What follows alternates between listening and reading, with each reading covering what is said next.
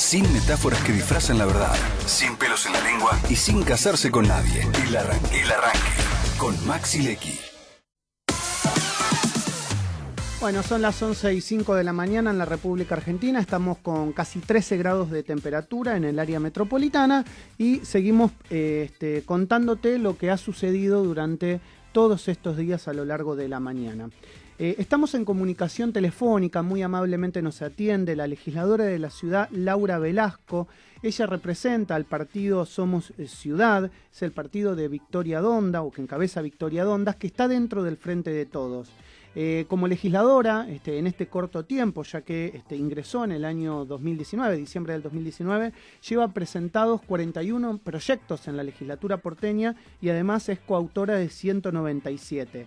Es presidenta de la Comisión de la Mujer, Infancia, Adolescencia y la Juventud en la legislatura y además integra las comisiones de salud y de uso de espacio público. Hola Laura, buen día. Maximiliano Lecky te saluda. ¿Cómo te va?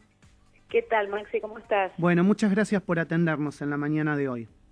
No, encantada. Laura, se están cumpliendo 6 años de aquel primer Ni Una Menos en el día de hoy. ¿Qué recuerdo te trae esto? Mira, nosotras en ese Ni Una Menos nos encontramos con una masividad impresionante en relación con reclamos que quienes veníamos militando el feminismo, veníamos llevando adelante desde distintas organizaciones, pero digo, este Ni Una Menos que fue efectivamente tan masivo, del 2015, intergeneracional, y con una presencia de las más jóvenes muy, muy importante, creo que dejó instalado en nuestras sociedades la necesidad imperiosa de avanzar en un cambio cultural que vaya transformando estas desigualdades que tenemos como sociedad en términos de género, que nos dejan a las mujeres y a las disidencias en una gran desigualdad y que sin duda implica el llevar adelante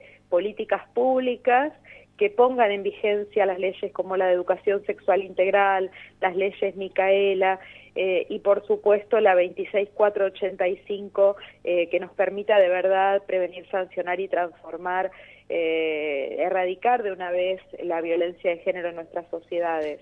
Y bueno, en este sentido, en la Ciudad de Buenos Aires presentamos un proyecto de emergencia por violencia de género, que de alguna manera está poniendo sobre la mesa que es necesario darle prioridad también hoy dentro de la pandemia a estas políticas con presupuesto, porque justamente entre los sectores que están sufriendo y siendo más golpeados por la violencia están las mujeres. Uh-huh. En estos 6 años, ¿crees que se ha avanzado? ¿Cuánto diría que faltas, más allá de estas leyes que nos acabas de nombrar, en relación, te pregunto, falta en relación a la internalización de la sociedad en la igualdad, ¿no? Claro, en este tiempo han seguido sucediendo, por supuesto, distintas formas de violencia machista, ¿no? Las más tremendas, más crudas, y son los femicidios, son los travesticidios, pero tenemos muchas formas de violencia cotidiana. Como vos bien decís, hemos avanzado en algunas leyes. Bueno, la ley Micaela es una ley que se ha conquistado en estos últimos años y que lleva el nombre justamente de una de las pibas que perdimos, pero sin olvidarnos de que hemos avanzado en esas leyes.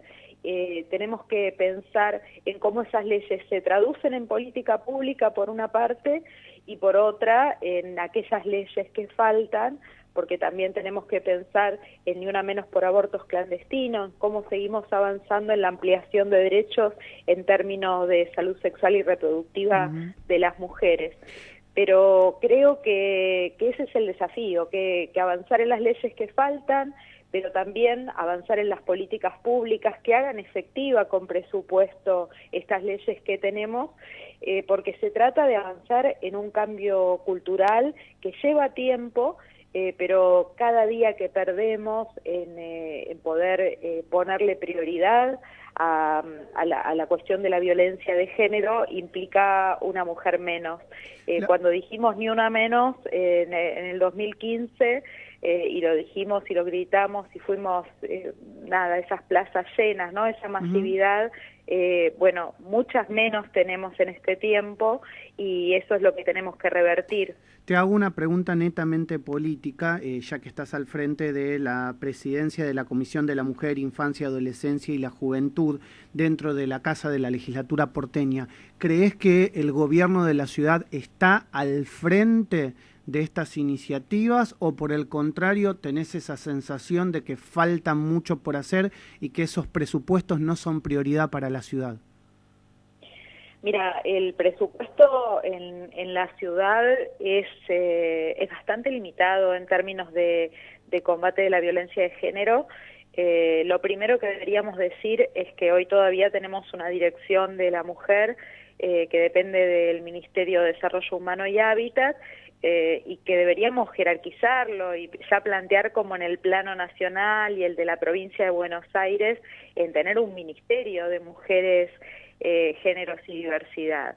Me parece que este es un elemento muy importante que implicaría no solamente jerarquizar el área, sino por supuesto otorgarle el presupuesto adecuado.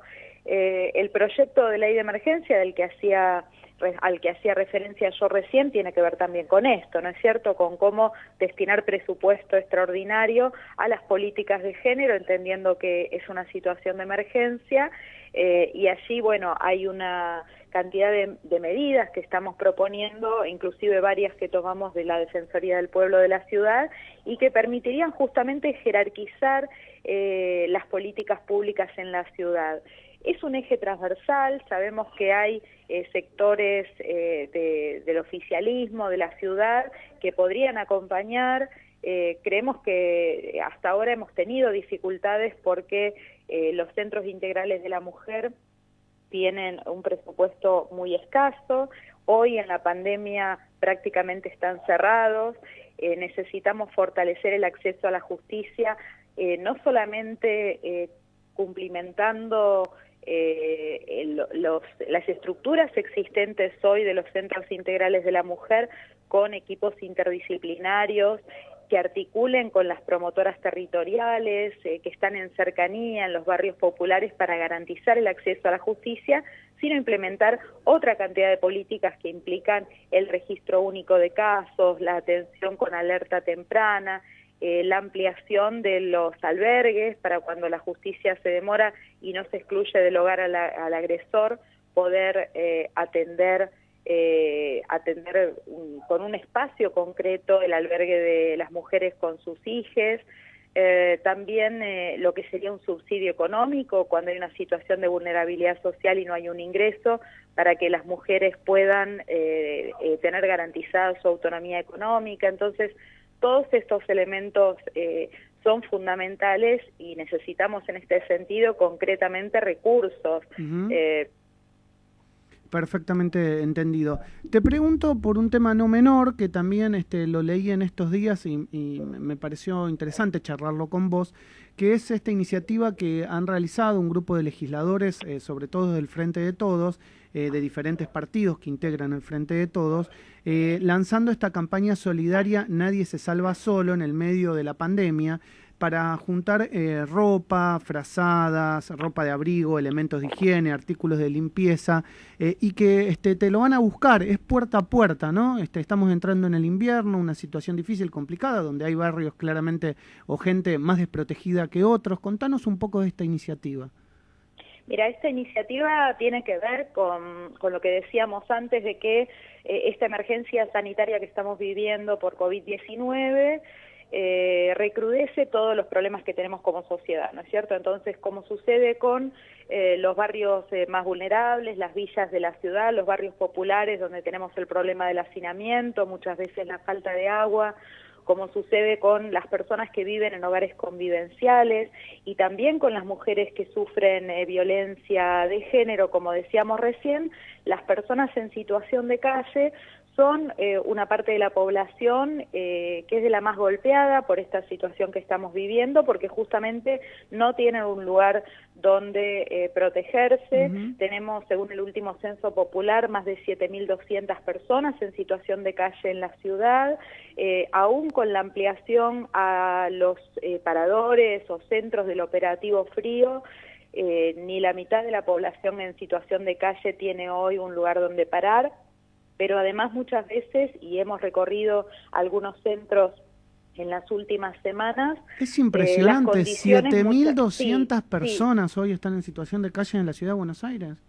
Impresionante.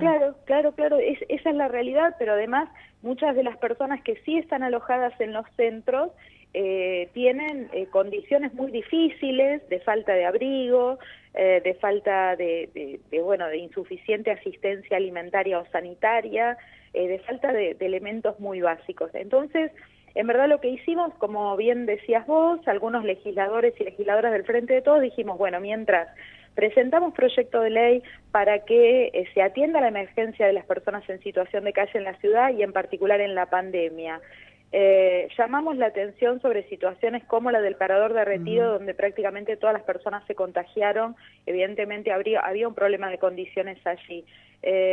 Planteamos al Estado que cumpla su rol. Bueno, en el mientras tanto también convocamos a la solidaridad social para reunir frazadas, elementos de abrigo, que obviamente vamos a buscarlas a las casas y además después las lavamos y las desinfectamos, de modo tal de que obviamente todo llegue en las condiciones adecuadas en el marco de la pandemia. Alimentos no perecederos, elementos de higiene como pueden ser lavandina, pero también de higiene personal, que las personas que están en situación de calle necesitan, ya sea que estén en paradores o que todavía estén en la calle.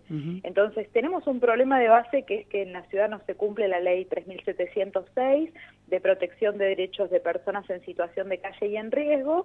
Obviamente, sobre esa situación de base de un problema estructural que tenemos, la pandemia realmente impacta muy fuertemente y bueno, creo que entre las cosas que buenas que nos puede dejar esta pandemia, que es un momento tan complejo que atravesamos como sociedad, es justamente no perder la solidaridad, claro. Totalmente. Reforzar las redes como solidaridad que tenemos y por otra parte reforzar cuál es el rol que tiene que cumplir el Estado en un sentido de justicia social.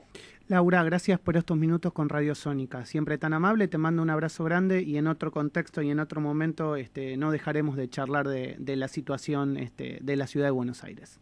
Muchas gracias a ustedes por el espacio. Un abrazo grande. Laura Velasco es legisladora de la ciudad de Buenos Aires. No quiero dejar de pasarte el número de teléfono por si querés donar, como decía la legisladora. Te podés comunicar con Juan al 11 39 32 95 59, 11 39 32 95 59, o podés escribir un mail a situacion.d.calle.cava@gmail.com. Muchas gracias a la legisladora por la nota que nos ha brindado y después del tema seguimos con mucho más El Arranque.